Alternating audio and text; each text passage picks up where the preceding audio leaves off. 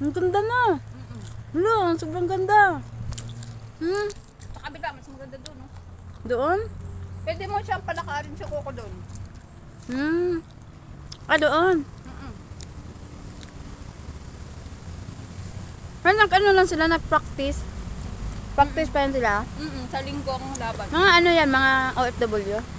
Taiwanese siya. Mga halo na mga tao. Hindi, Taiwanese. Taiwan na? Representative yan ng Taiwan. Hmm? Representative ng Taiwan. Ah, Yung sa Pilipinas, nasa Dongsan nag-ano. pero sasali sila. Mm-mm. Parang mas mabilis mag-ano yung mga Pinoy, no? Pinoy nanalo nung ano. Ayun. Mas sanay sa dagat, di ba? Sabi ko nga, wala yung mga ganyan-ganyan. Kasi ang Pilipino araw-araw sa dagat. Dito pala yun, yung pinupost sa Facebook, dito pala sila nagko-contest. Tagal ko nang nakikita yun eh. Dito. Dito pala. Ang bilis ng Pilipinas kaya. Eh, siyempre, sanay yung sa dagat. Wala yung Di ba may mga babae pang sumasali, no? Mm. Tiga ko eh. Ganda. Wala yung ganyan-ganyan nila. Ang ganda sis.